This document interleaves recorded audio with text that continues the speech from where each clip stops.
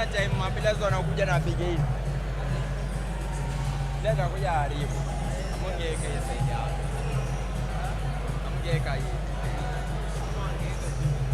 Amongeka tunaona hii. Leo naona huo wanateleza wakianguka hapa chini.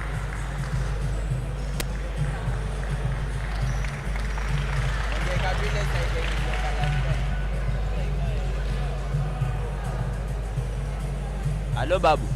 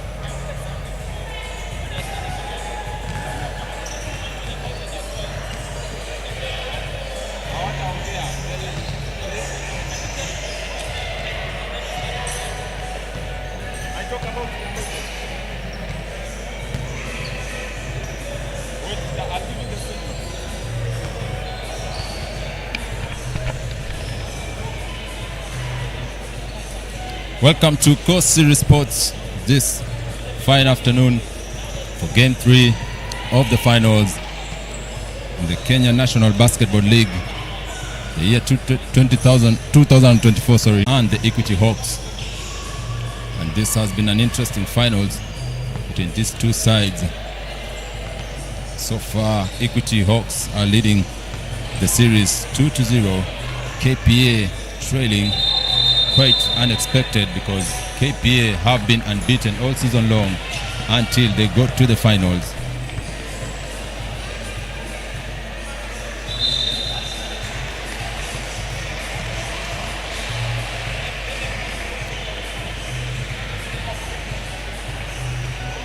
The KPA Dockers have been unbeaten this season until the finals, so the Equity Hawks have pulled a surprise that many had not expected, and this is a must-win game for the Dockers, because if Equity Hawks win this game, then they will be the new champions for the Kenya National Basketball League. However, for those of you who are familiar with the KPA Gymnasium Makande, you know that the atmosphere here is very harsh to visiting teams, and so the Equity Hawks have a daunting task, because both games which they won were very close games. The games went down to the wire, and as such, KPA Dockers have the home ground advantage.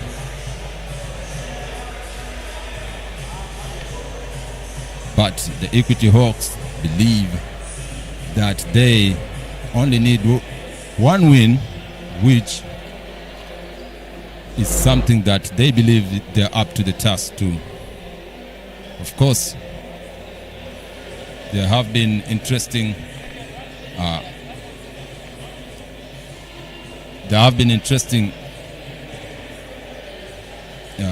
strategies that the two teams have used so far in these games.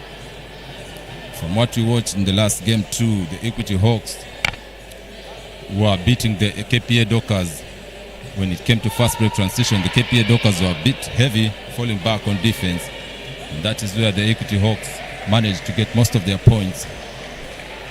But the weather is different here in Mombasa. It's hot, so it is expected that the blood will be boiling for both teams. And perhaps KPA succumbed to the cold weather of Nairobi, but they have no excuse here in Mombasa, because it is their home ground, and this is where they are expected to perform at their optimum best.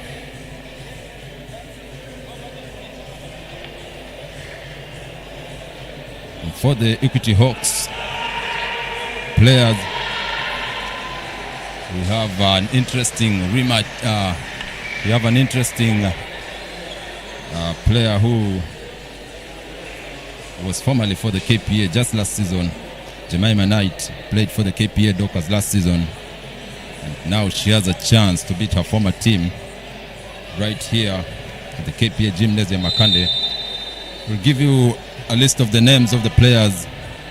Number 4, Melissa Akinyi for the Equity Hawks. Number 6, Jemima Knight. Number 7, Deborah Atieno. Number 8, Elizabeth Okumu. Number 9, Valerie Kemunto. Number 10, Marian Nyagaki. Number 11, Betty Kananu. 13, Rita Anyango. 14, Beryl Mulingo. 15, Cynthia Mawero. 16, Rachel Akinyi. And 17, Maureen Obita. The head coach for the Equity Hawks is Benson Oliech, assisted by Samba Mjomba. For the KPA Dockers, of course, number 4, Anne Rose Mandela. Number 6, Natalia Okinyi, who is the captain. Number 7, Yvonne Okello. Number 8, Hilda Ndegwa. Number 10, Rebecca Nkata. Number 11, Linda Lando. 14, Selena Okumu. 15, Gracie Rebu. 18, Rachel Wandago. 21, Belinda Ukot. 24, Aminata Samaseku. And number 33, Vilma Owino. The head coach for the KPA Dockers, of course, Coach Anthony Ojuku, assisted by Brenda Angeshi. The starting 5 is on the floor for both teams. The starting 5 for the Dockers: you have Natalia Akinyi, Belinda Okot, Aminata Samaseku, Selena Okumu, and of course Gracie Rebu. And for the Equity Hawks, we have Valerie Kemunto, we have Rita Anyango. We have Elizabeth Okumu. And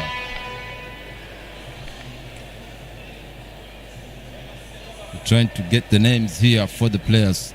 So bear with us. We have also Betty Kananu. And finally, we have Rachel Akinyi. So those are the starting five for both teams. And the game is just about to get underway here. Once again, to remind you, for those that are joining us, this is Coast Series Sports coming to you live from the KPA Gymnasium in Makande.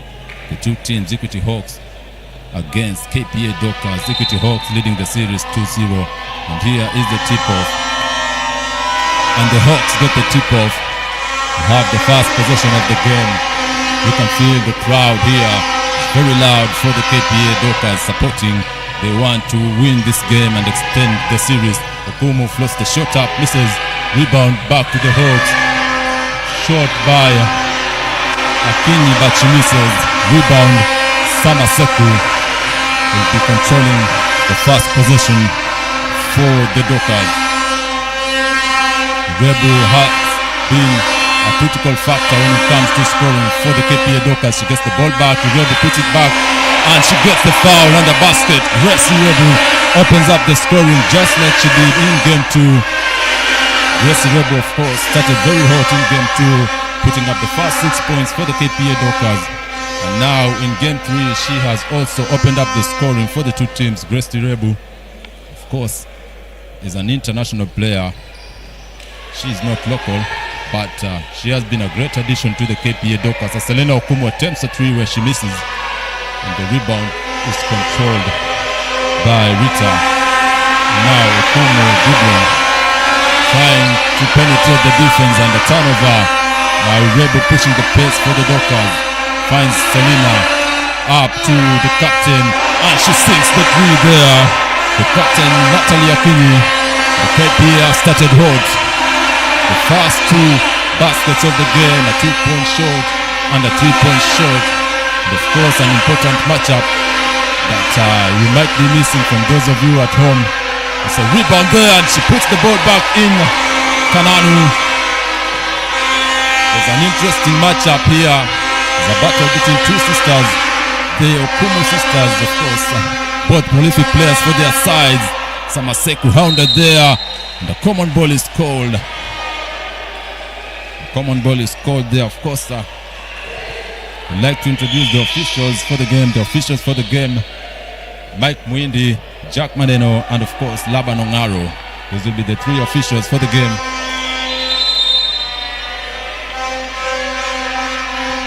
Those will be the 3 officials for the game who will be controlling the game.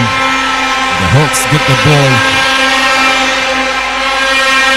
Trying to find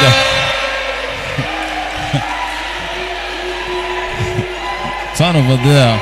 They try to find an open man for the 3. A bit of miscommunication between the Hawks players.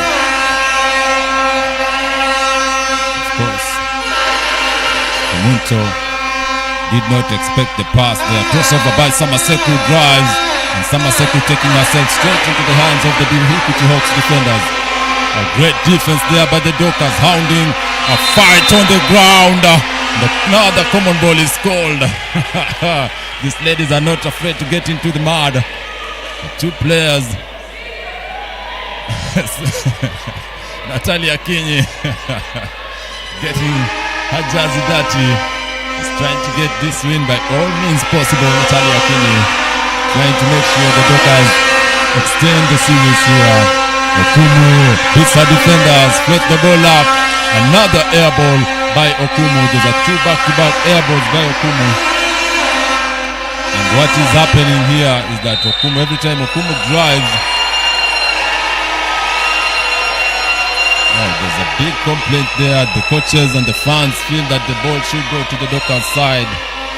But the referee, Laban Ongaro, saw that clearly. Gives the ball to the Hawks. Beautiful drive. She missed a point blank play up there. Richard with the rebound. Kananu drives, beats our defenders. Again, another missed opportunity. Fast break, Natalia Akinyi, hounded by the defenders. Comes up short, Natalia Akinyi, and the referees miss that call. Kananu lets it fly, misses. There's a lot of tension in this game. Open 3-point shot. Another miss by the Hawks. The game has started with a lot of complaints from the KPA bench. They feel that the referees have missed 2 back-to-back calls. And Coach Oduku, of course, will let you know he doesn't keep quiet about such matters. The scores, of course, 5-2. KPA Dockers still ahead after 2 baskets and the 3-point shot that kept them ahead. And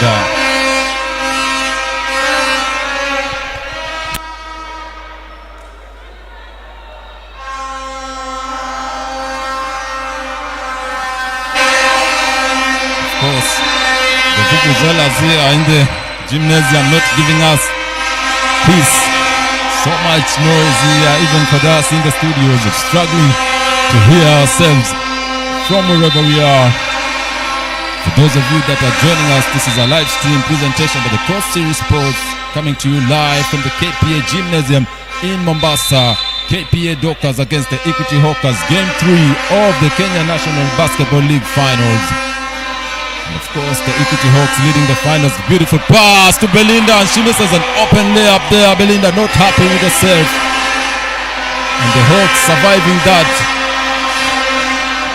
Oh, beautiful turnaround, puts the shot up. Oh, that was a beautiful basket there by Kemunto. Now, Irebu trying to cancel it out. Love to love her, Gracie Irebu. No, she won't let Equity enjoy that basket. Immediately they made it. Gracie Irebu finally goes to cancel it out. Kananu strip. Okumu with the steal, finding Aminata Samaseku. Easy 2 for Samaseku. Now KPA Dockers have started to play together as one compact unit. The Hawks struggling to penetrate into the interior. Of course, Coach Ben will watch on the sides, giving instructions which seem not to be translating to the basketball court. You can see from the referee's table, the assistant coach Samba Mjomba asking for a timeout as the Hawks come up with a steal. Okumu drives against her sister. Another turnover. Compact defense. Selina Okumu not letting her sister get by her.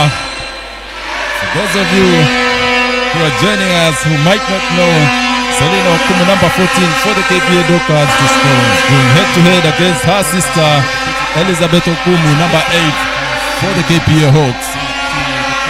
Of course, Elizabeth having the upper hand here as she won 2 back-to-back games in the Nyayo Gymnasium. But Selina Okumu tried to let her know this is the gymnasium in Mombasa. We're not getting a win over here. The scores still very close in the first quarter of the game. And this timeout for both teams trying to re-strategize, trying to see where they can get the upper hand over their opponents.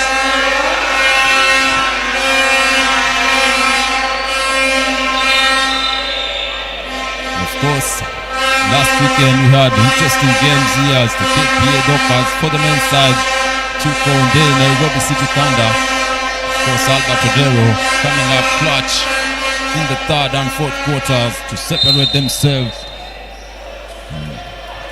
The Nairobi City Thunder taking a 2-0 lead over the KPA Dockers men's side. But again, you have to acknowledge the brilliance of one Tobias Obiambo. He did everything he could, but still coming up short, trying to keep his team competitive. That's a turnover there by Kemunto. The Vuvuzela guys must have been paid extra today. They're trying to earn that check.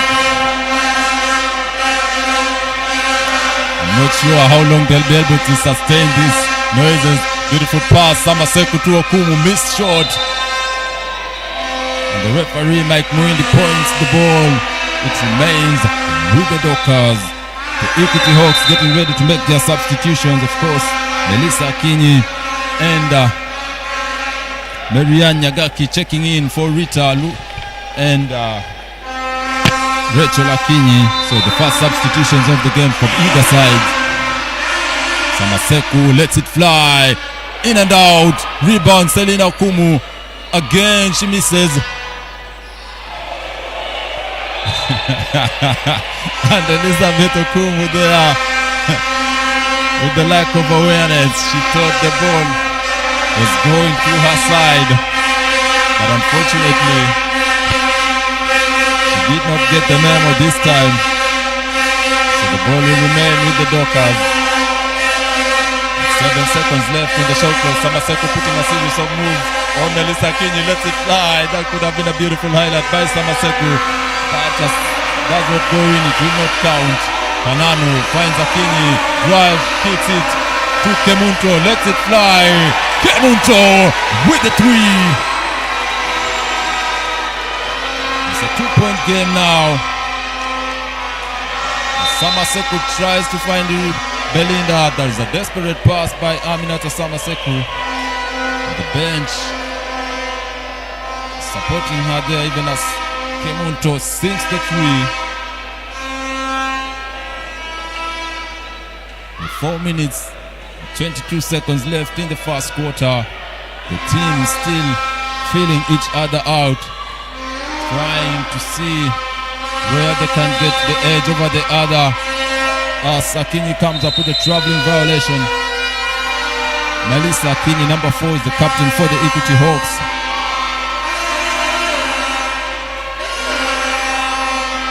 She travels this time as she's trying to drive her way to the basket.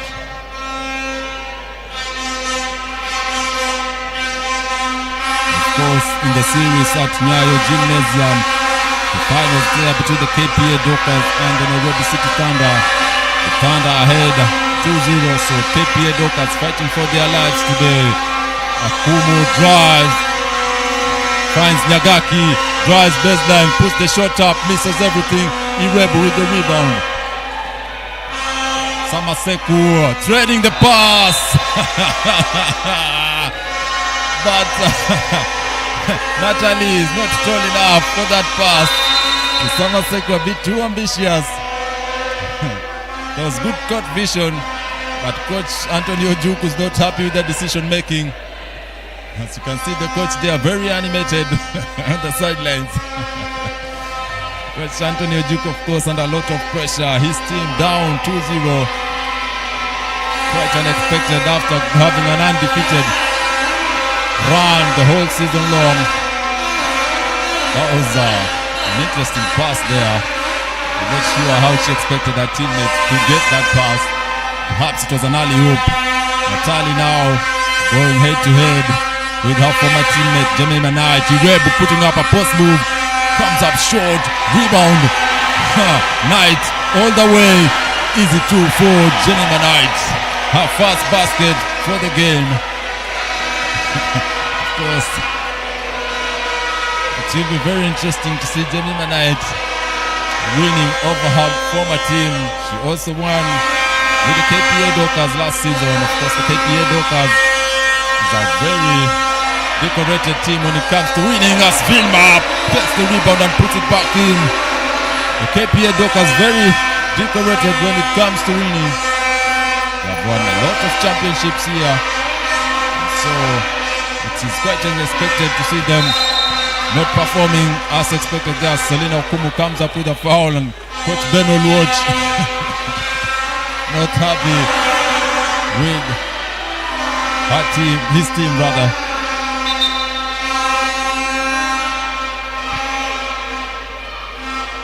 Two minutes left on the clock to mark the end of the first quarter. And Rose Mandela checks in for the KPA Dockers. And Rose Mandela, a fitness guru.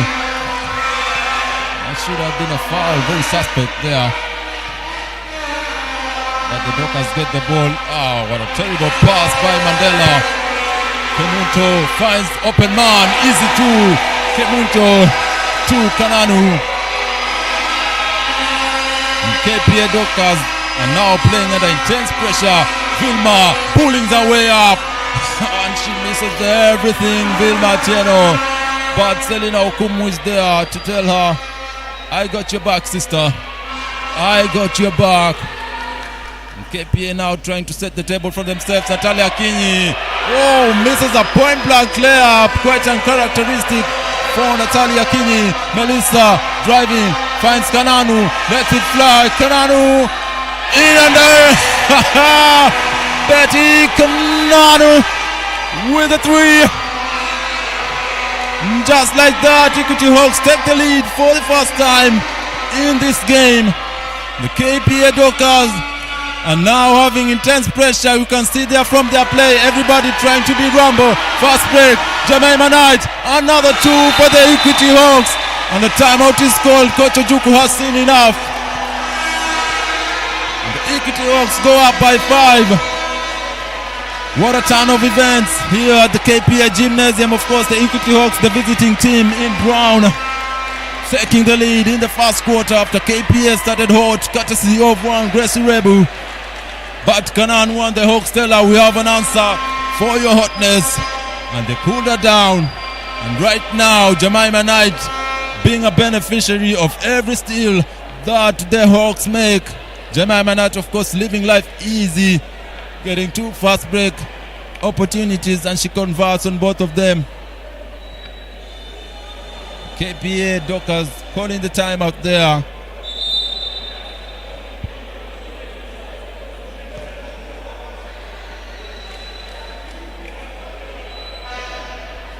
And 52 seconds left on the clock to mark the end of the first quarter, sorry. The fans, of course, still streaming in. The gymnasium is not as packed as it was for the men's game. But if you have been following this series has been much closer than even that for the men. The two teams going head to head to the last minute, to the last second of the game. And Equity Hawks on both occasions have managed to come up victorious. So KPA Dockers now under a lot of intense pressure, of course. Being at home, everyone expects them to win at least this game to extend the series. And this is the most crucial game that will ever play this season. Rebu taking it all the way, puts the ball up, in and out, rebound, and Rose fouled by Akinyi. Yes, Melissa Akinyi coming up with the foul. And of course, we are looking for one specific character. Mutoro, where are you, Mutoro? We can't see you from the sidelines. Mutoro, where are you? Perhaps the Ulinzi Warriors have refused to sign the release clause. Mutoro's support will be very important for the Equity Hawks. But that is a story for another day. As the KPA Dockers make a substitution and Orlando checking in. Vilma trying to post up Irebu. Another turnover on the entry pass to the post.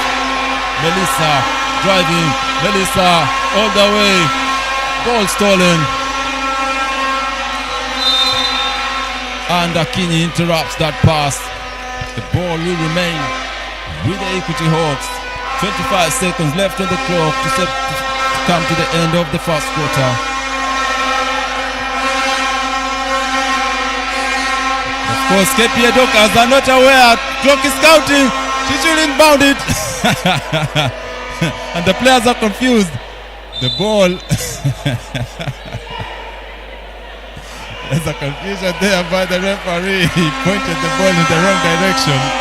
And everyone else confused. The ball should be for the Equity Hawks, but he gave the ball to the KPA players, so everyone stood there confused. And Rose Mandela surprised why the referee was giving her the ball. And of course there Vilma Otieno coming up with a steal. Again, KPA Dockers just can't accurately make that pass to Igresu Rebu. This time they survive it as Irebu is fouled. But that was a terrible decision by Natalia Akinyi, trying to force an entry pass to Grace Irebu. Of course, Equity Hawks leading 16-11 with 13 seconds left in the first quarter. Orlando on the baseline, ready to rebound the ball for the Dockers. And Rose Mandela drives, taking the team. Oh, beautiful pass to Vilma. And Rose Mandela, she says no to apartheid. There's an away from the ball incident there. An offensive foul by Nyagaki.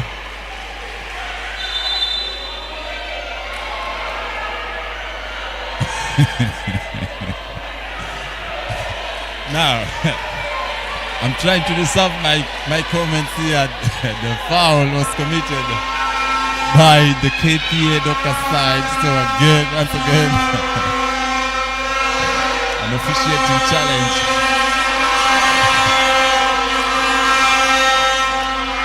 Oh, backcourt violation. And Coach Ben Olot.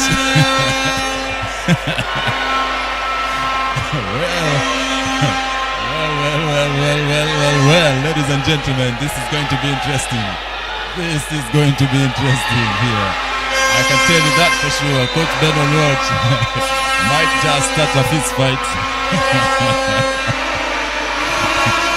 Sandam Jomba tries to calm him down. Irebu, long three, misses Orlando. Oh, she gets the buzzer and the ball sinks in, but the referee says no to the basket. Everyone getting into the basketball court. Coach Ojuku coming up hot to the referees.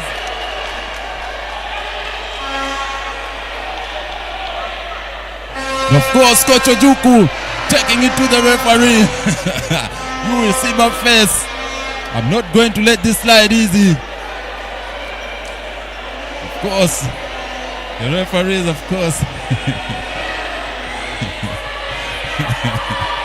Coach Ojuku is ready to get into a fist fight here. I've never seen him this hot my whole life. This will be interesting to see. The KPA Dockers are not happy with the referee.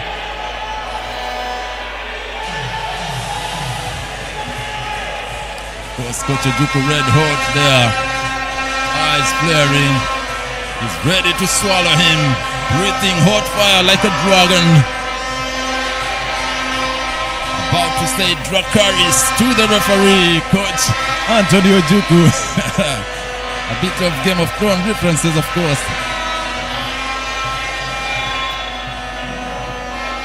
But again, that marks the end of the first quarter.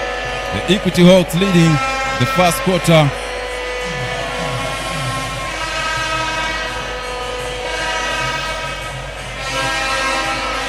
The KPA Dockers started the quarter a bit very strong here, but the Equity Hawks managed to get themselves into the game. And after 2 3-pointers, one by Kemunto and the other one by her teammate Kananu, the Equity Hawks were able to get themselves ahead. And as such, the KPA Dockers are now trailing. And after a series of arguments, we are informed that the basket will count. So KPA Dockers have 13 points and the Equity Hawks have 16 points. A bit of confusion here, but we're trying to get the information as quickly as we can and relay to you, our fans and viewers back home. KPA Dockers, Equity Hawks, that marks the end of the first quarter.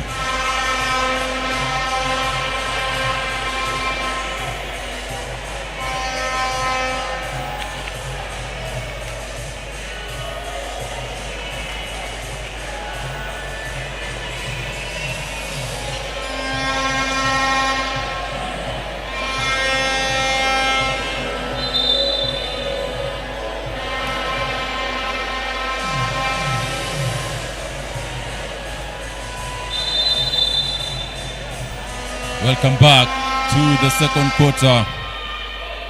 KPA Dockers with the ball. KPA Dockers, for those of you who are joining us, KPA Dockers in white, and the Equity Hawks in brown. My Knight almost coming out with the steal there. Of course, the Dockers not happy to be trailing in the first quarter. This is a must-win game for the KPA Dockers as they trail 2-0. Vilma with the post play there, could not convert, but Irebu gets the rebound. She gets the ball back in the post. Irebu puts the ball up, in and out, rebound. Rita Alwatch coming out with the rebound. And as loud as that may seem, there is no travel there. Alwatch, open throat, and she sinks it in.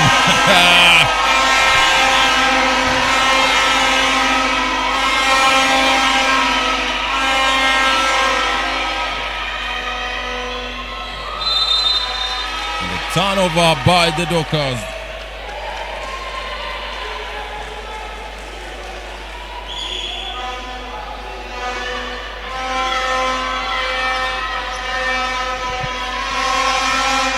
Oh, beautiful crossover by Knight. Finding Melissa. To Rita. To Nyagaki. A beautiful pass to Kananu. And she misses an open layup. But a beautiful backdoor cut by Kananu. But just could not convert an easy layup. The foul is called on Knight Jemima for the blocking foul.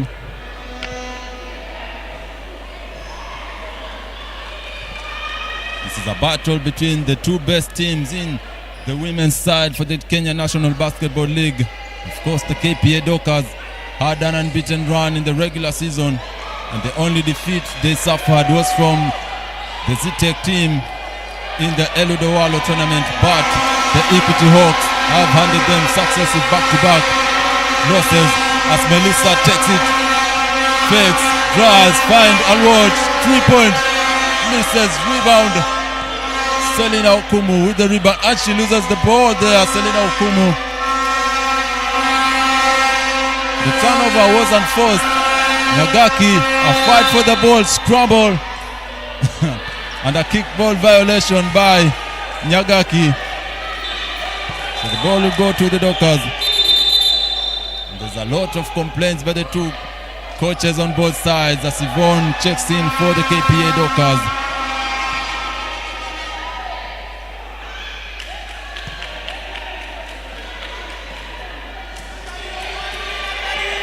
Sorry, I've been giving somebody.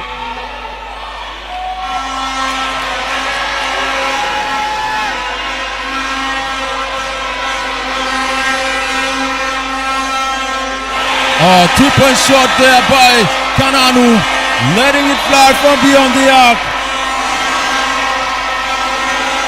Kananu with the three.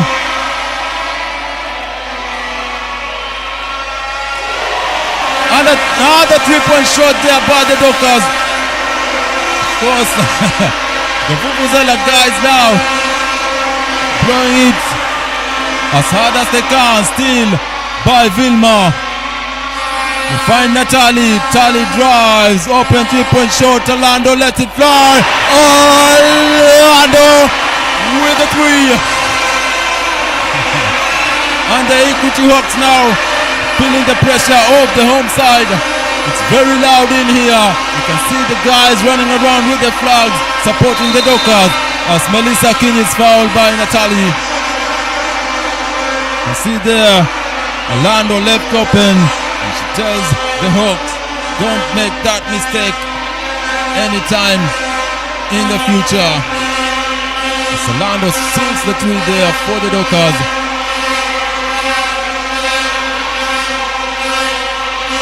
Vuvuzela guys just beneath the rim there.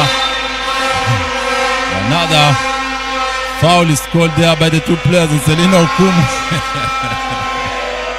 Selina Okumu holding the referee's hand. It's a double fouls to Selina and Kananu. So 2 fouls for both players, for both teams.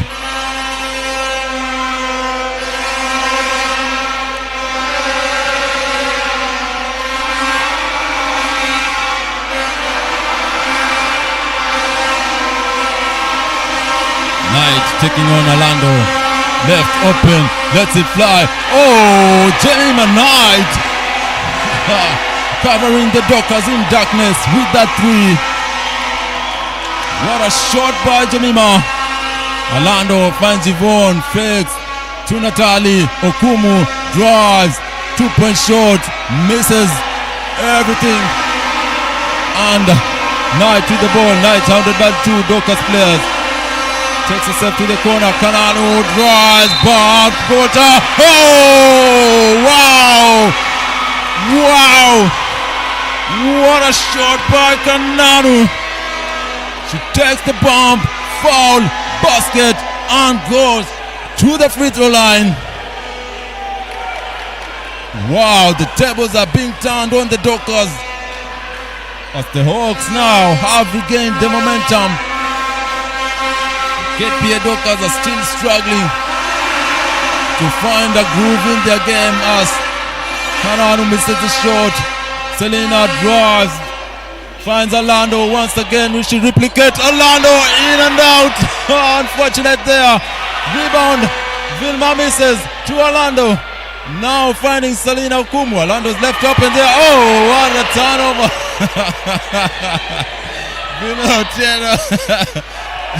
Yvonne misses a free and open layup. Rita Nyango drives, throws the ball up. Oh, beautiful layup there by Rita. And the timeout is called on the Dockers.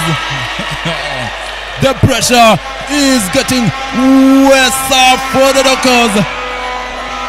It's raining.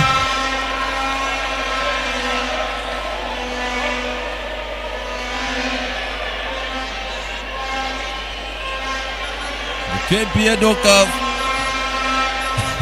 having no answers for the Hawks. 3-point shot by Knight. Drive by Kananu, fouled on the basket. What a series of plays there by the Hawks. And this, ladies and gentlemen, has been interesting in very many ways.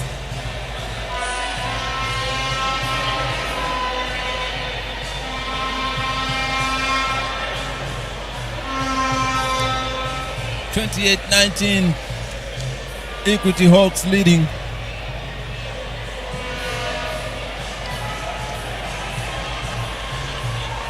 There's trouble at the coast as the home team finds itself trailing in the first half. And Coach Ojuku checks in his trusted point guard in Aminata Samaseku. Perhaps Samaseku will be able to cut down on what the Hawks have been gaining.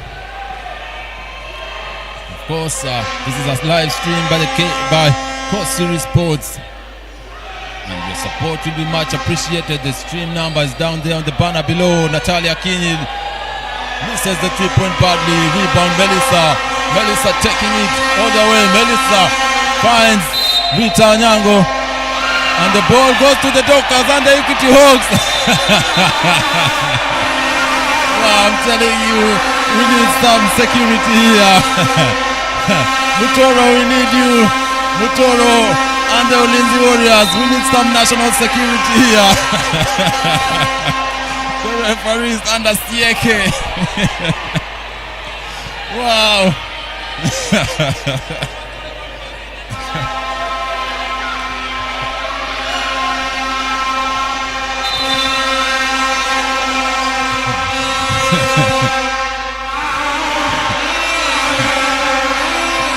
And when this game is over, of course, the most interesting touching point will undoubtedly be the referee.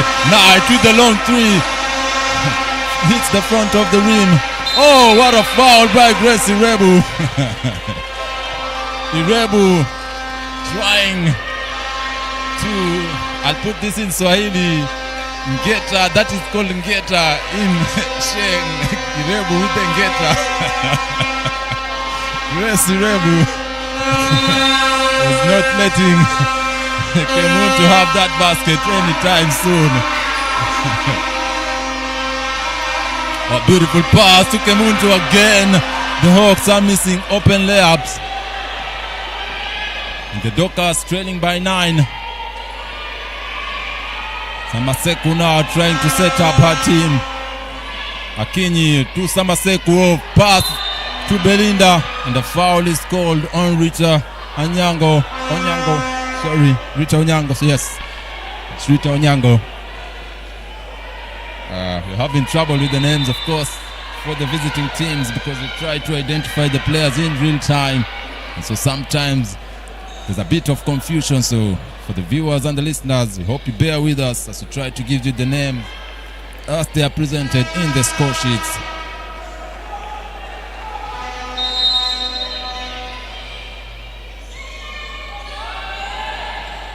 Belinda to Rebu lets it fly, misses, rebound, Hawks, Knight, and she fails to control the ball. Jemima Samaseku to Rebu, bounce strong, finds Belinda, misses an open layup. Belinda, wow, perhaps it's the pressure.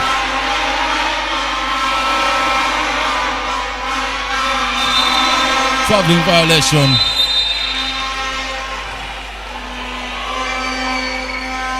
And Elizabeth Okumu will check in for Jemima Knight. Of course, Equity Hawks have started just the way they had imagined.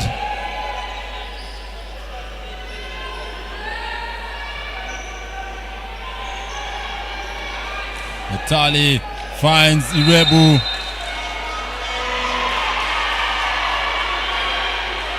A holding foul there is called on Kemunto. Kemunto, of course, giving the referee those kissy vibes. About to explode on the referee. Samaseku left open on the 3-point shot, misses the shot, rebound. Kananu taking on the whole Dockers army. She has fire in her face, Kananu. Melissa double team and fouled by Orlando. They were not about to let Kananu beat them by herself. As the Dockers make a substitution, Selena Okumu checks in for Natalie Akinyi. Of course, for those of you who might be joining us, this is Coast Series Sports coming to you live from the KPA Gymnasium in Makande. And the referees on the table saying that the flag is up.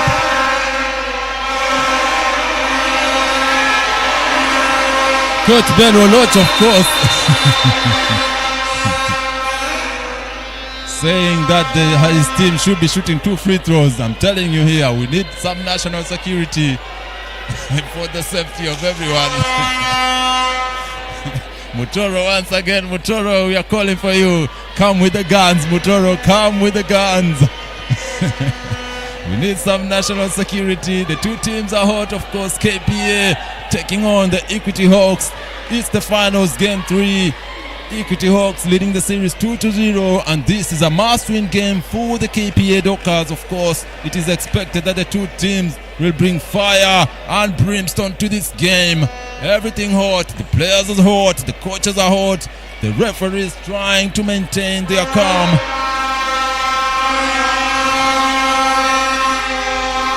And Melissa succumbing to the pressure of the Zuzuzelas. Pressure everywhere. Pressure from the coach, pressure from the fans, pressure from the opponents. It's not an easy game by any metric, as Melissa goes 0 for 2 on the free throw line. And still KPA Dockers have been having a scoring drought in this quarter. Samaseku fouled there by Okumu. Of course, the other Okumu, not that one that belongs to her team, yeah. Elizabeth Okumu.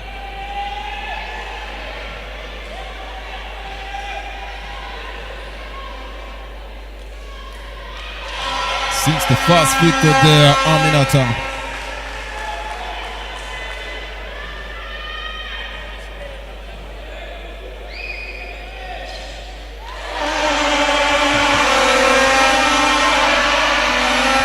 Next, the second one, Melissa finds Kemunto. That was a traveling missed call there.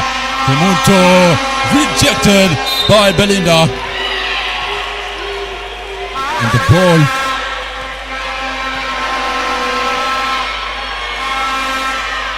will go to the Dockers. They're saying the last touch was on Kemunto. She touched the ball before it was out of bounds. So the ball will remain with the Dockers.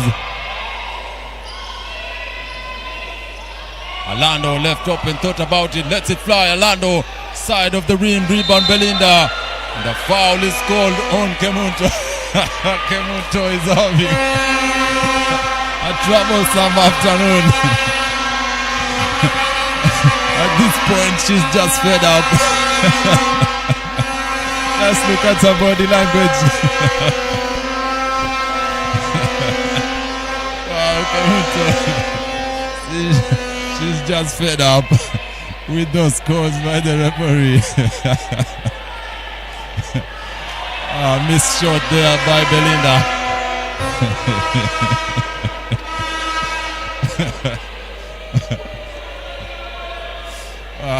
Of course, there's only one player who has managed to go head to head with Kemunto, and that is Adolf Derito.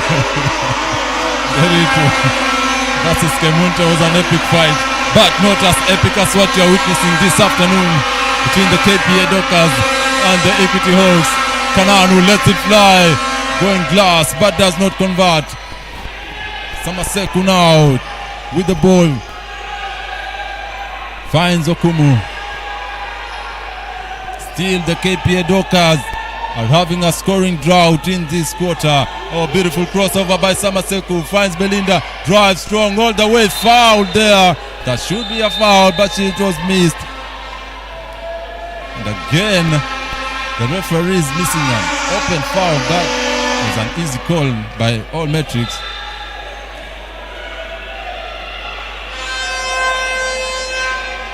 The substitutions there have been made. Samaseku driving, trying to go under, lets it fly. Nyagaki with the rebound. Now Okumu replaying points for the Hawks. Finds Kananu, drives, finds Nyagaki, lets it fly, in and out. And the Dockers get the ball now. Selena driving all the way, finds Belinda to Orlando, lets it fly. Orlando with another three. And it's a 3-point game now. The KPA Dockers have managed to crawl out of the hole. Elizabeth with the two. Elizabeth Okumu with the two.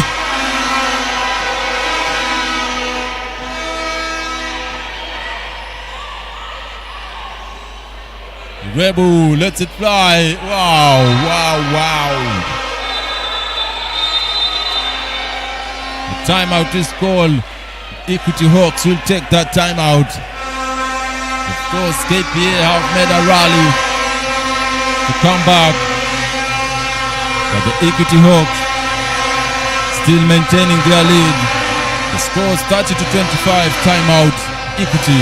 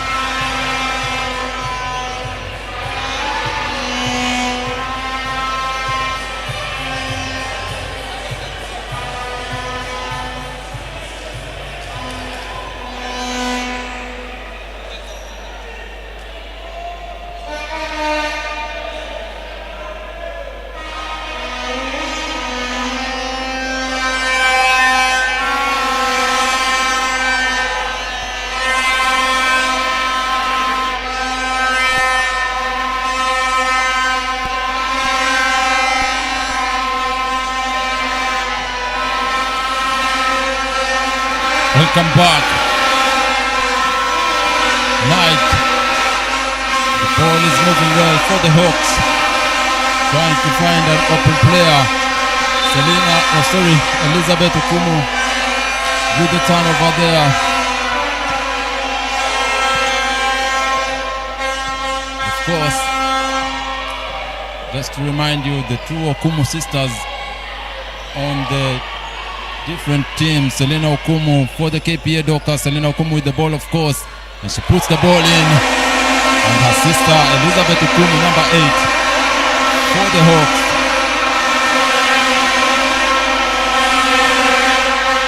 It's a 3-point game with seconds left on the clock. Nagaki finds Knight, thinks about it, drives. Oh, ball taken away from her arms, but she gets it back. Knight regaining the ball, finds Okumu, lets it fly, misses. Rebounding Rebu. Samaseku pushing the pace, finds Belinda. Belinda, easy two, she's fouled. The basket does not go in. The foul is called, the pushing foul, of course. So Belinda led to the free throw line.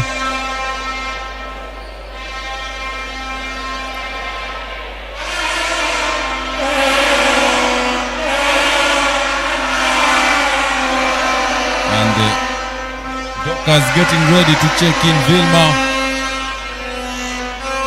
Of course, the KPA Dockers post players have not performed nowhere near as many would expect.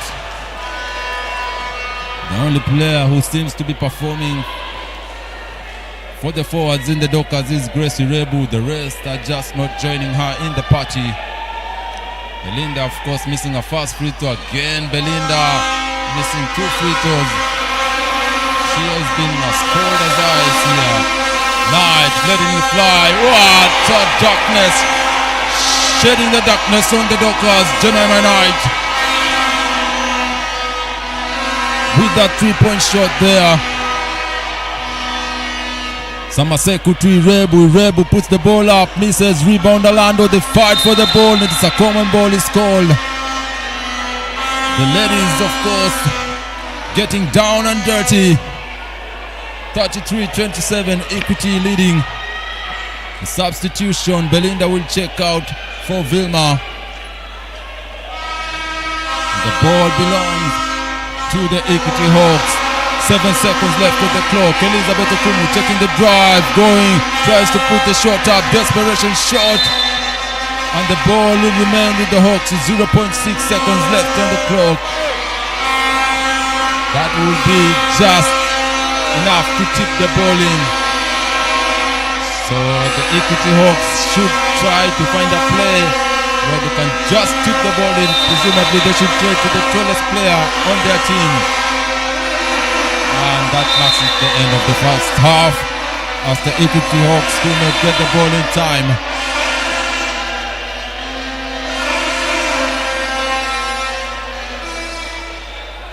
Yes, that marks it the end of the first half. Equity Hawks, of course, taking the lead in the first quarter and never looking back. KPA Dockers trailing ever since after they started hot behind Gracie Rebu.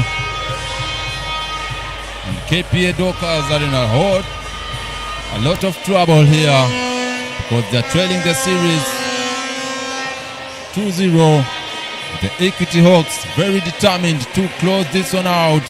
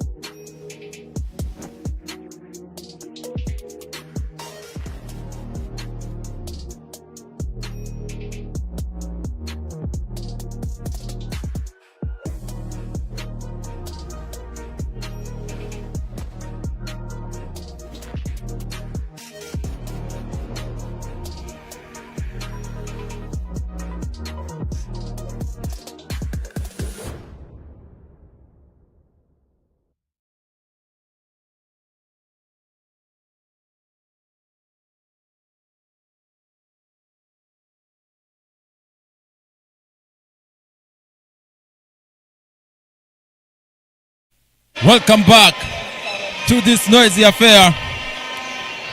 The game 3 of the finals between the KPA Dockers and the Equity Hawks. Of course, it's a sweltering hot afternoon. The KPA Dockers taking on the Equity Hawks. And the Equity Hawks, of course, coming with the fire. Raining hard on the Dockers. Equity Hawks leading the series 2-0, and they're trying to close it out this afternoon. The trophies have already come into the gymnasium. They can sense a win here, the Equity Hawks. The KPA Dockers have seen the trophies too, and they'll be trying to extend their lead, to extend the series, sorry.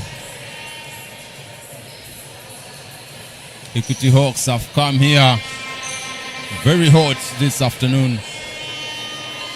They started by trailing the game, but once they took the lead, they have not looked back ever since. And as such, the KPA Dockers find themselves in the daunting task of making a comeback and taking a lead and protecting it to the end of the game.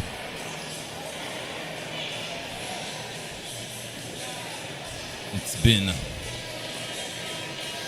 quite the turn of events, considering that the KPA Dockers had an unbeaten streak all season long. And of course, the Dockers are the defending champions, so with that performance, everyone expected the Dockers to easily sail through the Hawks.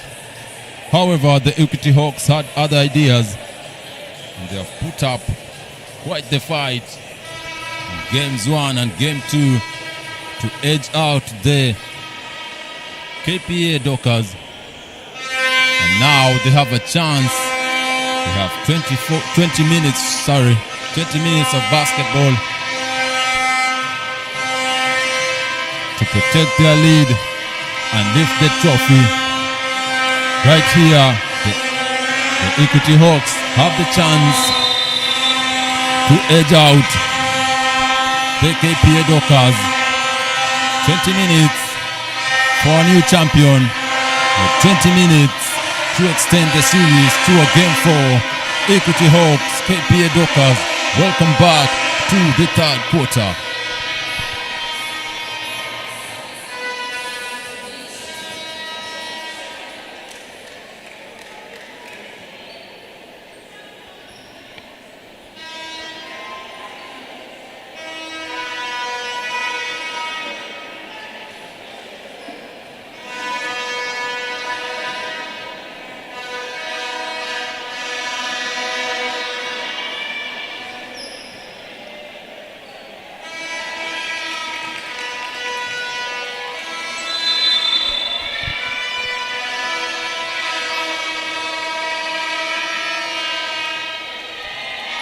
Welcome back to the third quarter. KPA Dockers with the first possession, and Orlando with the 3-point shot.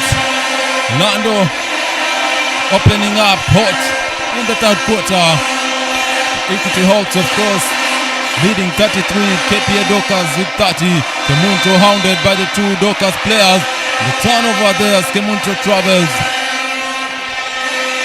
Kemunto's double teamed by Akini and Rebu. And the Sarge succumbed to the pressure. Of course, just to remind you, on the men's side of the finals, the KPA Dockers will be taking on, oh, what a fight there by Kananu, pulling down Vilma.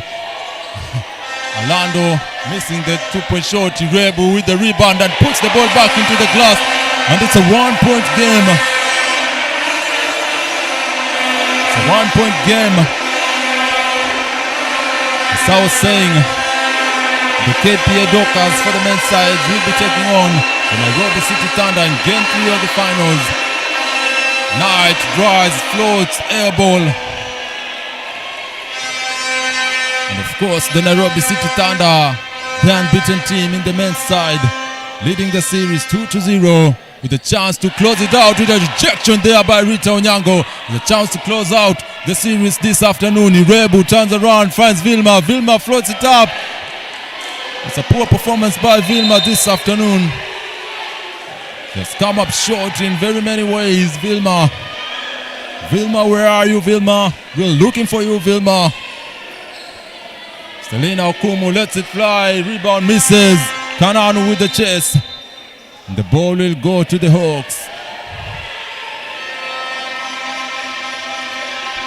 Of course, as I was saying, the KPA Dockers will be taking on the Nairobi City Thunder this afternoon.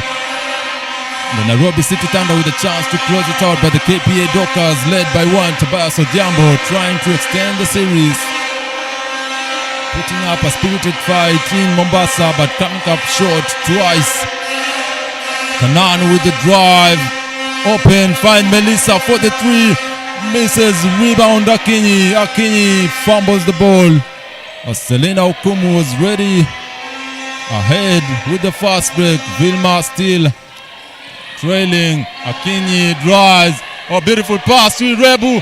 And an easy two. What an assist by Natalie Akinyi. Senje with the assist. Natalie Akinyi, of course, the motherly figure for the KPA Dockers. She's a seasoned player in this league.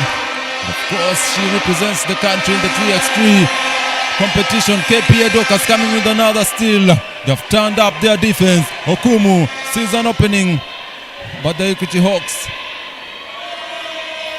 reschedule themselves. Oh, Irebu, the series of moves. Find Natalie to Vilma, and Vilma is just out of the rotation. Her coaches are very mad at her. The coaches shouting at Vilma, just hold on to the ball, Vilma. The KPA Dockers, of course, have taken the lead. They've come up hot, and the Equity Hawks are yet to score in the second half. There we see Alano with the three-point shot. Irebu with the turnaround, puts the ball back into the glass. What a series of play by the Dockers. Grace Irebu once again, and puts the Dockers ahead by a single point. Timeout, Equity Hawks.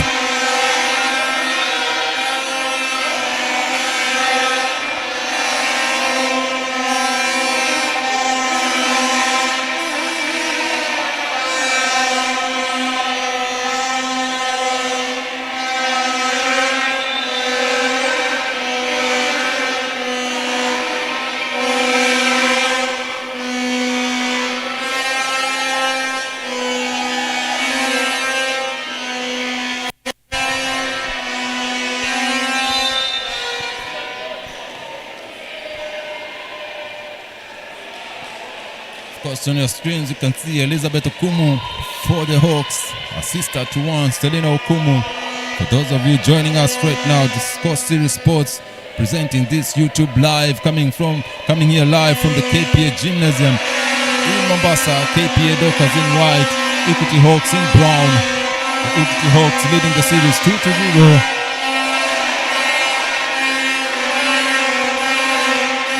Melissa drive. Wow, Melissa finds a way to behind the board. Melissa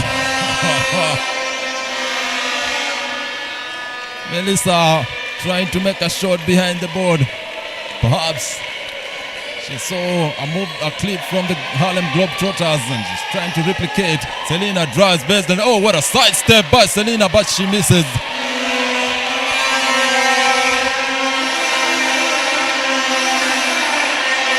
That was a steal there by Selena Okumu, taking it all the way to Melissa, and a foul by Melissa after a poor turnover by Melissa Akinyi. Melissa just handing the ball straight into the hands of Selena. Of course, she'll not be happy with herself. And Coach Ben Oloch having some words with his captain. Okumu sinks the first free throw. The Vuvuzela guys held the silence. Misses on the second one. Rebound, Vilma puts the ball back up. Misses badly, but Grace Irebu there to clean it up. Irebu, number 15 for the Dockers, has been a scoring machine and a traveling violation. And just like that, the tides have turned on the Hawks. They can't buy a basket in this half. Equity Hawks struggling to find a flow in their offense.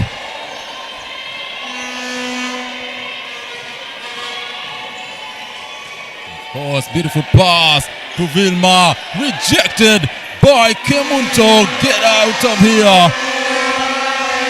Nagaka finds. Oh. Wow. Ladies and gentlemen. There's so much noise in here. There's a lot of confusion.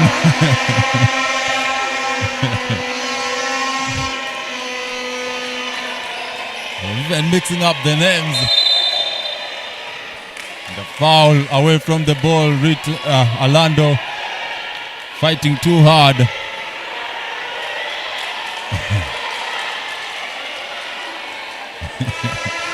The KPA coaches telling the players to fall back on defense, not to lose focus. This is a big one for the Dockers. They must win this game if they wish to extend the series. This could be their last game of the season. But of course, the Equity Hawks have seen the trophies. And they want to carry the championship and take it back to Nairobi as the new champions for the Kenya National Basketball League. For the women's side, Okumu drives, throws the ball to the three-point line, but it's stolen.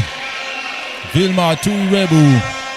Irebu trying to find a point guard in Natalia Kinyi finding Selena. Selena drives strong, puts the ball up, misses, rebound. Kananu with the rebound. And the ball to Okumu, the other Okumu, of course.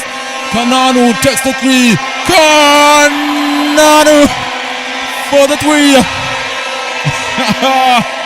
But they are still down by a point.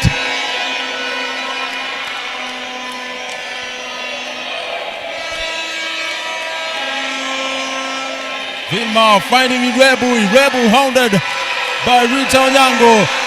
Fast break chance. Misses an open layup after much pressure from the defense. What a missed opportunity. That was an easy 2 points for the Hawks. And they just could not convert. Rachel Akinyi, that is too easy for a Premier League player. Gracie Irebu punishes them with 2 points of her own. When you are at this level, you should not miss such baskets. An open fast break with no one ahead of you, with no chance of getting blocked. Rachel Akinyi, you just must convert those two as Nyagaki steps out of bound.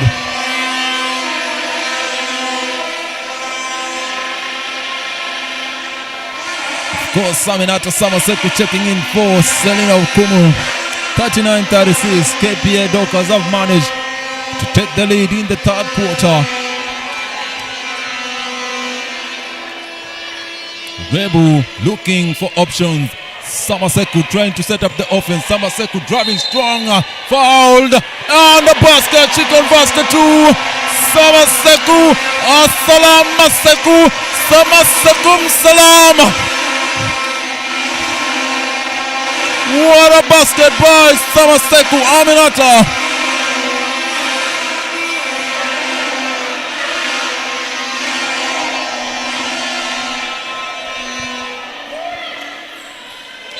And she steals the free throw. For a three-point play there by Aminata Samaseku. And the Equity Hawks finding themselves trailing.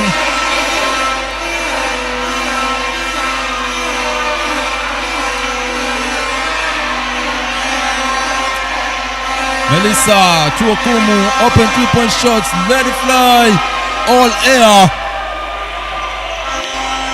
Samaseku with the chance to extend the lead here. Aminata Samaseku goes for the Horns play. Irebu taking on Rita, post play, fouled.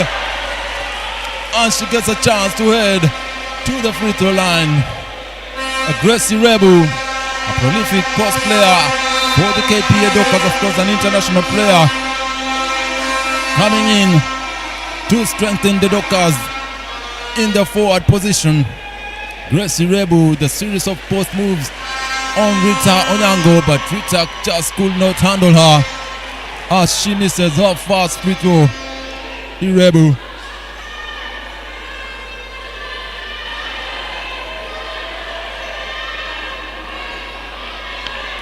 Of course, misses the free throw there. And the rebound picked by Akinyi Rachel. Now Rita finds Akinyi, lets it fly, misses, rebound Nyagaki. Trying to force the ball going straight to the hands of Melissa. Akinyi once again left open. Okumu drives, floats it up. Air ball, Samaseku now. Oh, beautiful pass to Irebu, but the defender intercepts it. And the ball will stay with the Dockers. Samaseku trying to thread the needle to Irebu. But the Equity Hawks defenders, hawk-eyed there, intercepting the pass, never letting the ball go to the intended target. A substitution there made by the Hawks as Jemima Knight checks in. Irebu in the post play where she's giving Rita a lot of trouble, puts the ball up. Well defended this time round.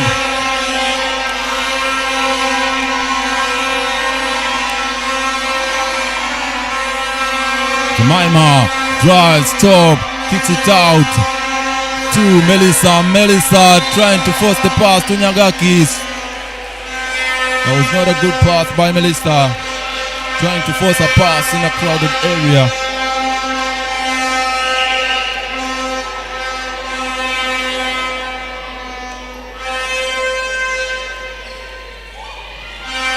Of course, the KPA Dockers ready to check on the Nairobi City Thunder. The game just about to get underway. Rebound by Vilma. Fight for the rebound. Irebu with the rebound puts the ball back up. Block, rebound, fight for the ball, and the ball will stay with the Dockers. There's a fight for the ball there. Irebu trying to take matters into her own hands. The South saying timeout called for the KPA Dockers. South saying the KPA Dockers for the men's side ready to take on the Nairobi City Thunder in game 3 of the finals for the men's side. Of course, the Nairobi City Thunder leading the series 2-0. And the Dockers trying.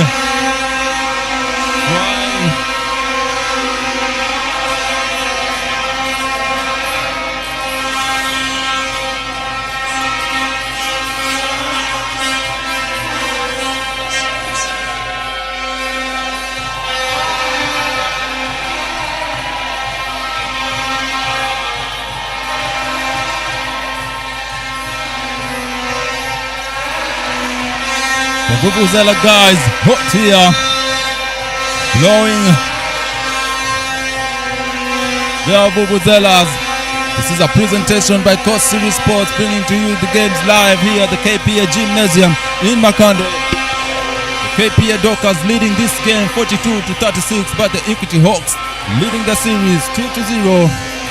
It's a must-win game for the Dockers, but the Equity Hawks have their sights on their championship, and they have some few minutes left before they can lift the trophy. But the KPA Dockers taking a 6-point lead over them will just not let them have it easy.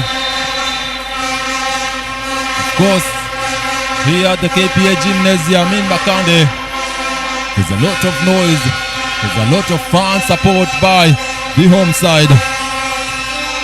It is expected that the home side can at least steal a game, and this is the game to steal, if any. Samaseku with the crossover goes all the way to the basket, coming up short. Vilma, ball taken out of her hands. Jemima tumbling down, and the turnover by the Hawks now. Samaseku slows down the game.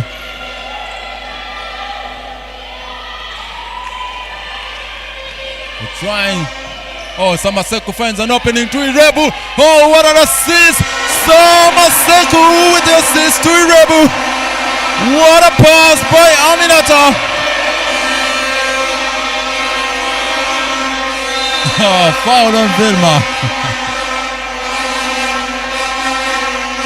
Vilma bellies up. Kemunto. And here, coming to you live from Nairobi, you can see footage of the Dockers taking on the Thunder. The game just about to get underway as the players are getting presented into the basketball court. Kemunto trying to find an open player there. A beautiful pass to Nyagaki. And again, Vilma bellies up. Nyagaki, boom, boom, get out of the paint. Vilma with the foul.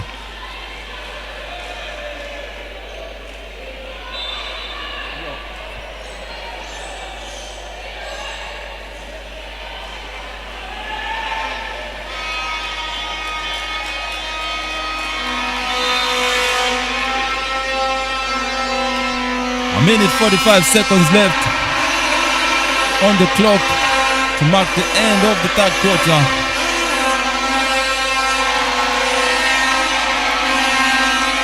Since the first free throw.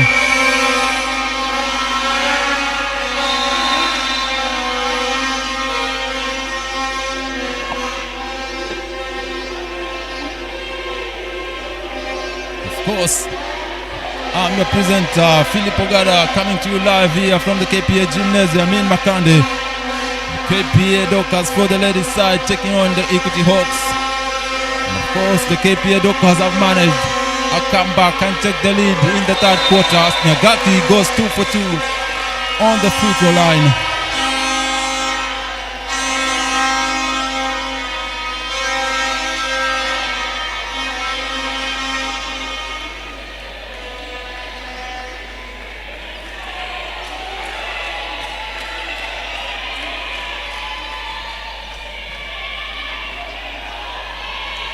Right here, we just might have to commentate on two games. Of course, the game for the men's side about to go live.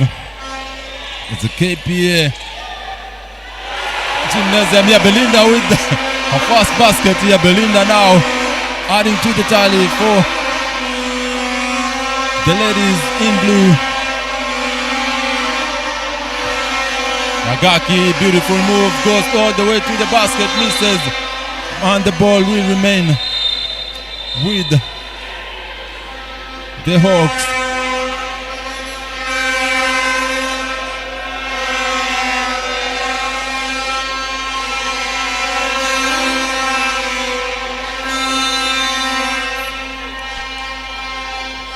Of course, the finals game is coming to you live.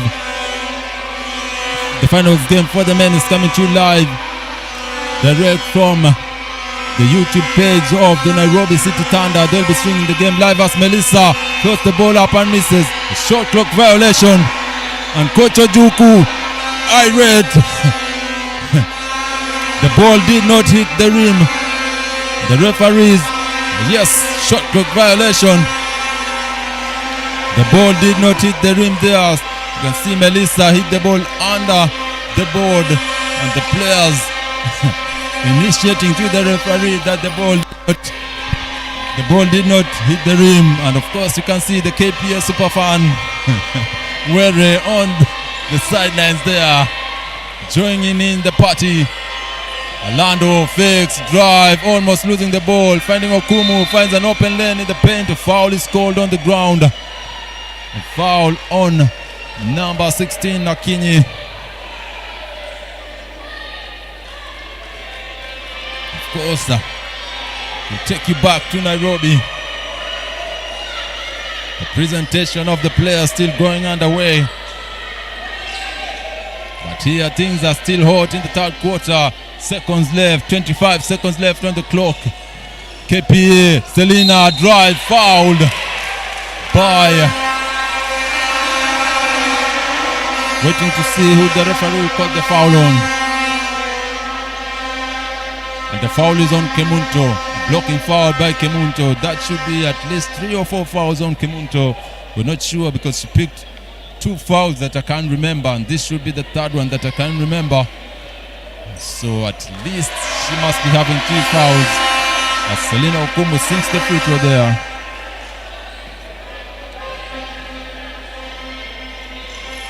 Kumu in and out, rebound. Ball remains.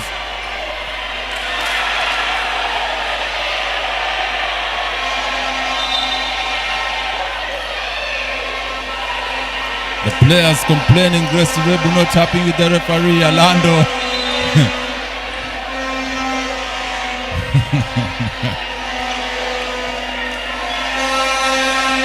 Complaining there. The referee says the ball will go to the Hawks. It's a 9-point game. The Hawks still trailing after relinquishing their lead. Melissa with the crossover, driving strong again. Hits the ball under the rim. Melissa. And the common ball is called. The ball will once again remain with the Hawks.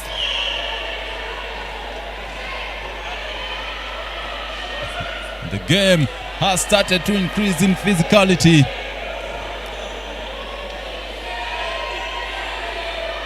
Oh, what a pass to Akinyi. And she's fouled by Selena.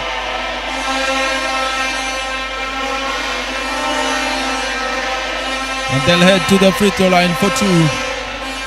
Akinyi found herself open below the rim, but she was fouled before she could make a move to score the basket.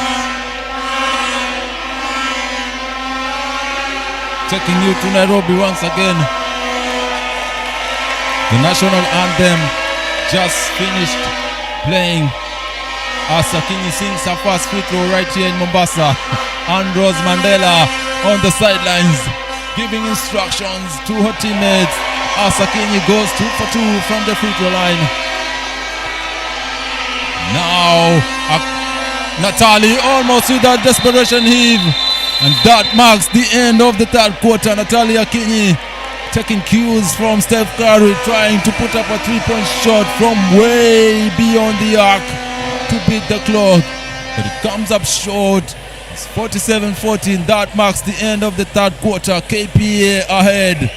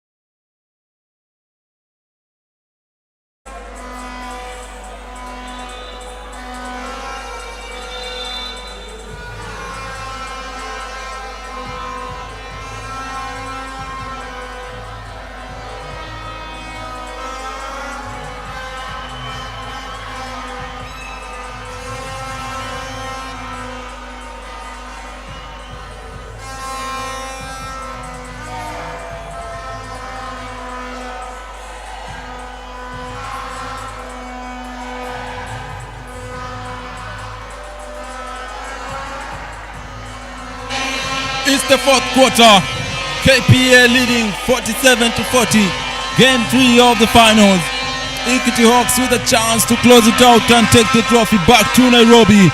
KPA trying to extend the series to force a game 4. It's a fight here. Orlando coming alive with 3-pointers. And Gracie Rebu, of course, a menace in the paint, putting the baskets on every loose ball she finds.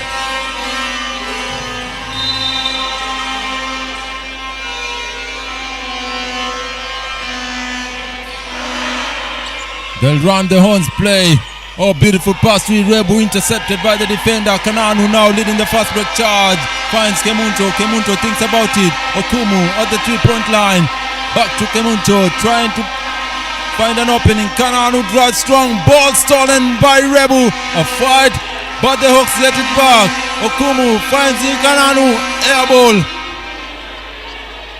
The shot clock violation was called before the ball hit the hands of Belinda, so the Dockers will get to keep the ball there.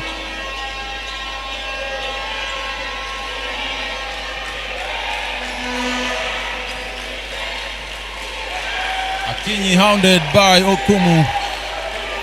To Okumu, to Belinda.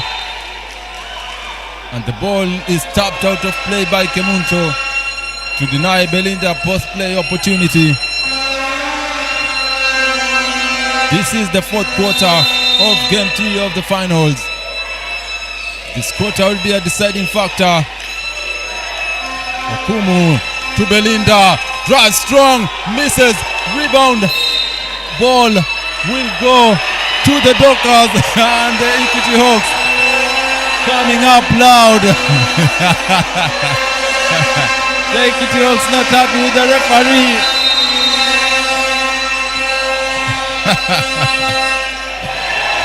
And the basket there, Ahmed.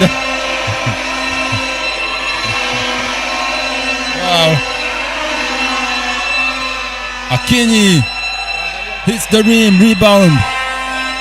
And the KPA Dockers big man Belinda has started to come alive. She has been lost so far in this game. Irebu takes the 3, misses, rebound Rita.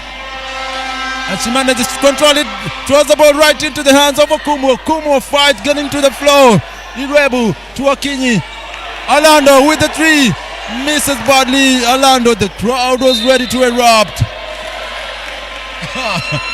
And the ball will remain with the Dockers. Of course, taking you back to Nairobi. The game between the Nairobi City Thunder and the KPA Dockers about to get underway. Irebu seeking for options. Natali hounded by Okumu.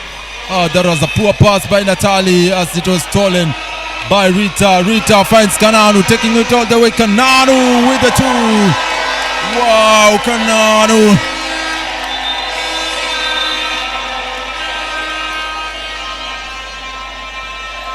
And she is injured there. Not exactly sure what transpired, but she's on the floor. She's writhing in pain on the floor.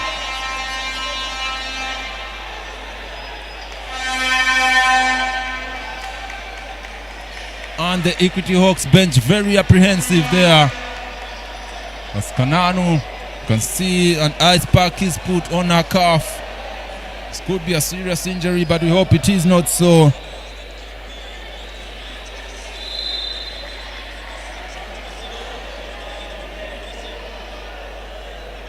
Of course, this is a very intense game between the Equity Hawks and the KPA Dockers for the ladies' side. You can see there Kananu going all the way to the basket.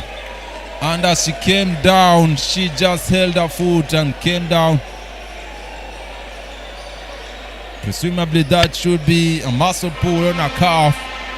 We hope it is not a serious injury. She has been very impressive this afternoon for the Hawks. And we hope that she'll be back in time to continue with the game. Of course, KPA managing to take the lead after Equity Hawks led at the half. The Hawks now find themselves chasing the Dockers. 8 minutes left in the fourth quarter. The Dockers having a chance to force a game 4 here. The event of a game 4. The game 4 will be played right here at the KPA Gymnasium. Same time, 4 p.m. tomorrow. And Kananu able to get back on her feet. You see there on your screens, Kananu, an impressive player for the Equity Hawks. Now she'll head to the bench to take a rest. Perhaps get her some more medical attention to get her ready, to check her in the fourth quarter. Natalia Akinyi trying to find Irebu. Irebu finding position at the post. Fakes. Oh, misses. Rebound. Vilma fouled. Vilma breathing fire.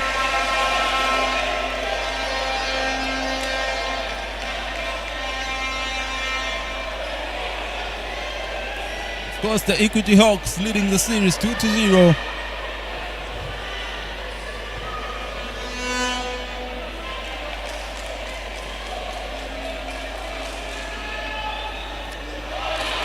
Wow, Vilma misses a fast free throw.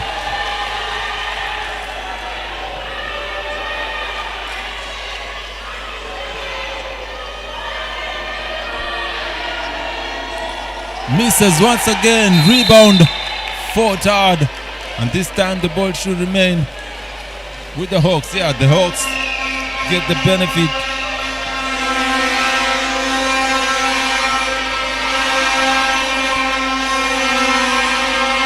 Jemima Knight has checked in for Karanu. Akinyi now with the ball. Akinyi, ball almost stolen. Samaseku hounding. Finding Okumu. Knight draws right into Natalie. Natalie picks up the blocking foul. And the game has gotten underway in Nairobi. The Thunder taking on the Dockers. The Thunder, of course, leading the series for the men 2-0. But Tobias very determined to steal a game and force a game 4 in Nyayo Gymnasium.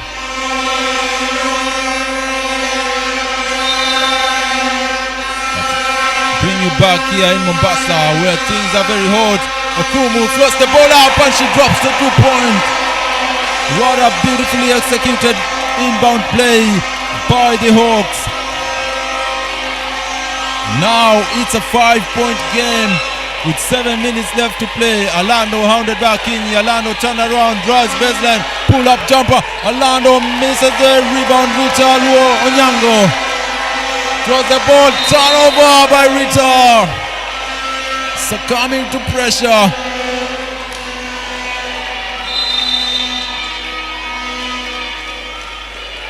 And Selena Okumu will check in for Orlando. 7 minutes left in the fourth quarter. 5 points separating the two teams. A battle here. Oh, Gracie Rebu throwing an elbow that missed to connect. Natalie, 3-point shot. Sinks the 3. Natalie Senje Mbulauyu. Natalie Akinyi for the 3. Oh, Kemunto with the 2 points to answer back. And the crowd is in it now. Welcome to KPA Gymnasium in Makande. Samaseku hounded by Jemima. Samaseku bullying her. The foul is called on Jemima Knight. Jemima struggling under the physicality of Aminata Samaseku. As you can see on the screens there, Natalia Akinyi for the 3. And Kemunto quickly cancelling it and reducing it to a point. Screen by Velma. Samaseku drives strong, turn around. Pass with Rebel, rejected by Kemunto. Vilma in and out. Rita watch to Kemunto. And the ball is stolen by Selena Okumu. To Natalie, keeps the ball inbound. And Vilma could not hold on to the ball. Velma.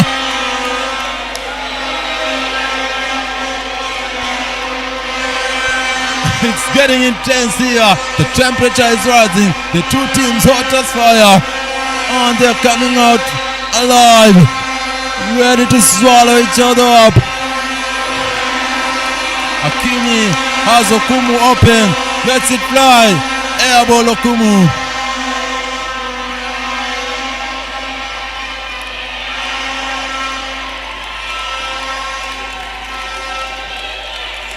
Six points separating these two teams.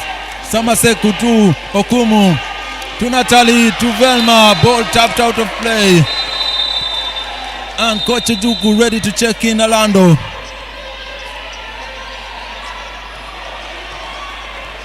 And Orlando will come in for Natali. 5 minutes left to play. 6 points separating the two teams. Okumu will inbound the play. Samaseku. Oh, Aminato!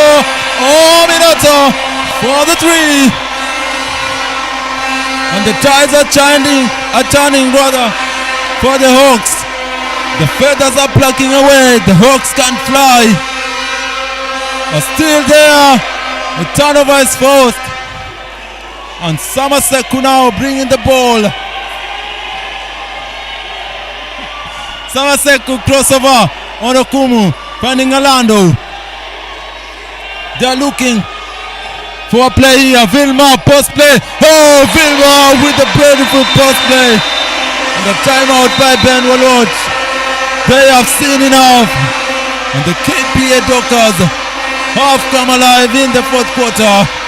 They're very determined to force a game 4. This is just it, ladies and gentlemen. Coach Ben Walot and the Hawks under intense heat here.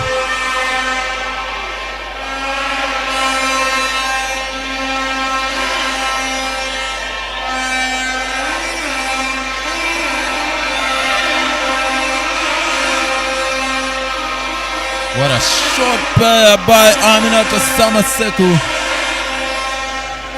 And Vilma, when the Dockers needed her the most, came alive.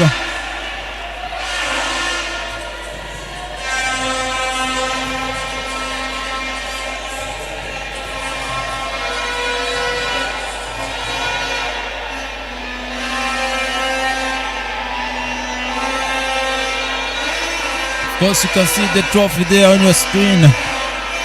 That is what the two teams are fighting hard for. The KPA Dockers determined to make sure that the trophy goes back to the cabinet and not to Nairobi. It's an 11-point game. The Dockers leading. Of course, this is a presentation of Coast City Sports. Your support will be much appreciated. The support number, of course, on the banner right there below your screen.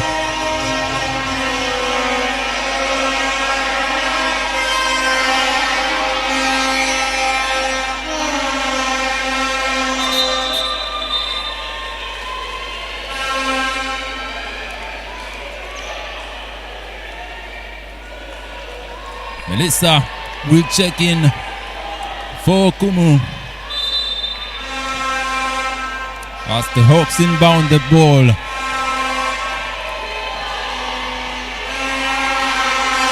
Almost stolen there by Samaseku. Ball to Kemunto. Hounded there by Irebu. Melissa to Kemunto. Drive. Puts the ball up. Misses. Rebound. Grace Irebu.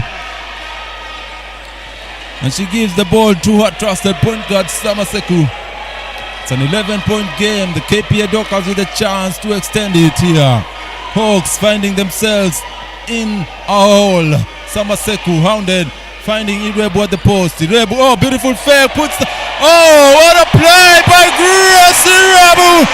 Putting Kemunto up, and she goes under for the 2. What a play by Irebu. A season post player, Grace Irebu. Stolen ball by the Dockers.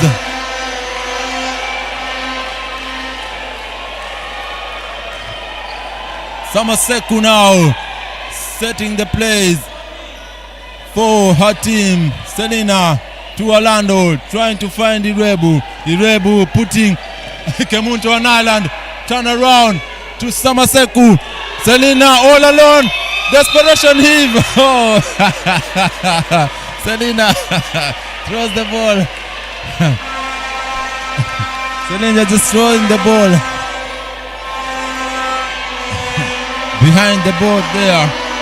3 minutes left to play. 13-point game. Nyagaki back to Jemima. Let it fly. Misses. Rebound Samaseku.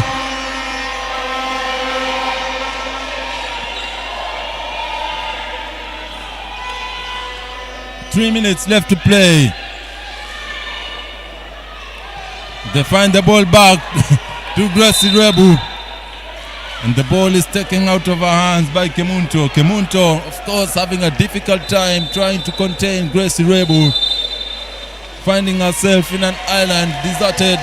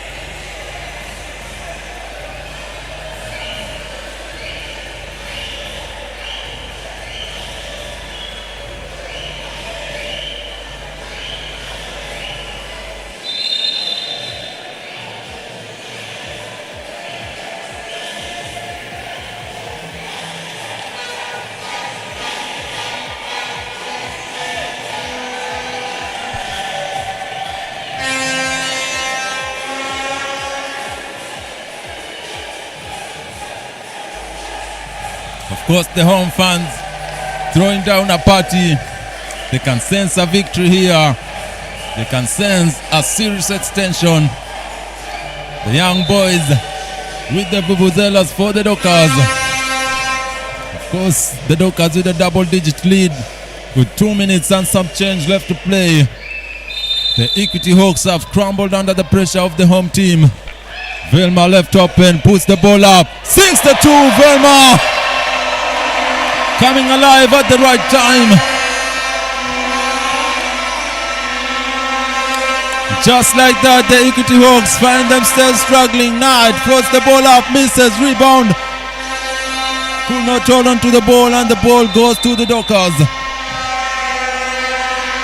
Substitutions ready. Samaseko will check out for Natalia Kini. Velma has come alive at the right moment for the Dockers. And the KPA Dockers having a chance to extend the series to a game 4 here with 2 minutes 40 seconds left to play. It's been quite the game here. Oh, beautiful pass in the interior. What an easy two there. Beautiful play by the Hawks.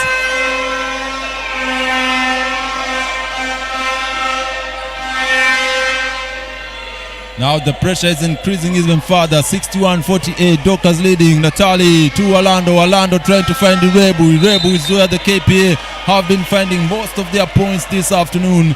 Gracie Irebu, of course, a prolific post-play player for the Dockers. And the Dockers are looking for her in every possession. That's where all the good tidings are coming from. 2 minutes 14 seconds left to play here. The Dockers looking to close it out. Akinyi, oh, what a 3-point shot by Natalie. Natalie, 3-point shot. Kemunto taking on Irebu. And the foul on Grace.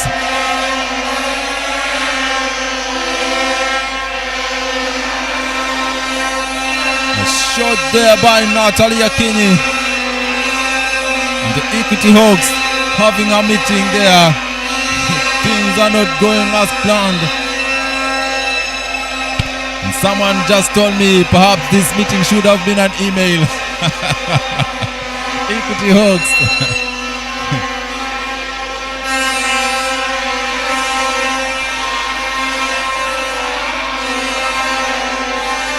Melissa, of course, has not had an impressive afternoon. Nyagaki pulls up a shot, hits the top of the board. The KPA Dockers not in a hurry now. They're trying to kill as much time as they can from the clock. Vilma with the ball, and they put it on the hands of their point guard.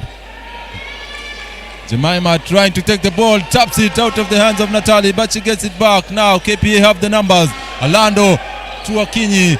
Irebu lets it fly. Misses. Rebound. Rachel Akinyi with the rebound. Melissa drives, kicks it out to Jemima. Lets it fly. In and out. Rebound Gracie Irebu. And she tells her teammate Take it slow. Take it slow. Take it really slow. Missed rebound. Rachel Akinyi. Seconds left on the clock. And this is it, ladies and gentlemen. 64-48. The Hawks will not come back. I can bet you a lot on that. Rejected by Natalie.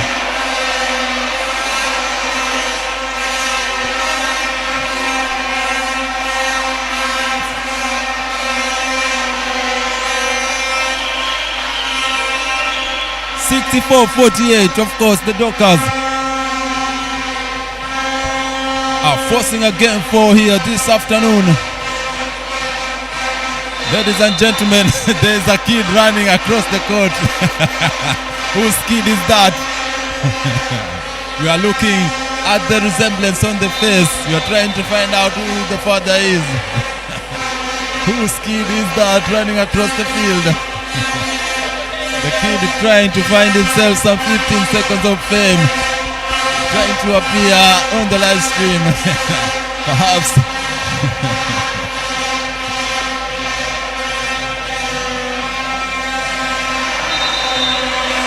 And you can hear the vuvuzelas getting even louder. With 41 seconds left on the clock, the KPA Dockers up ahead by 16 points. Yeah.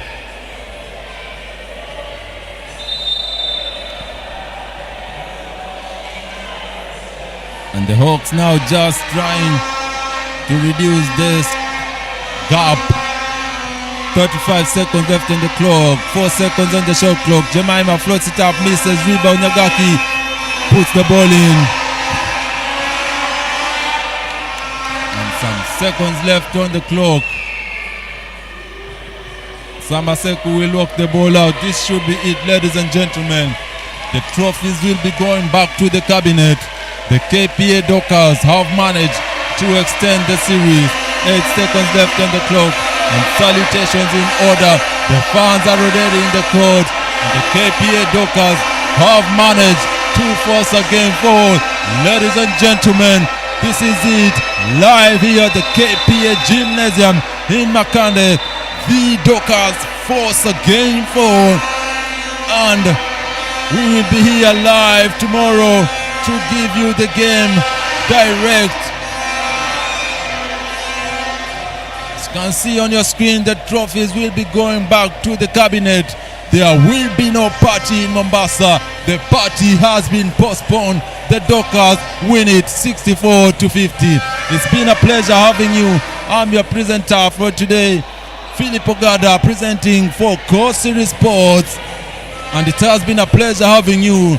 God bless you. And God bless the good country of Kenya. No party in Mombasa. See you tomorrow for Game 4.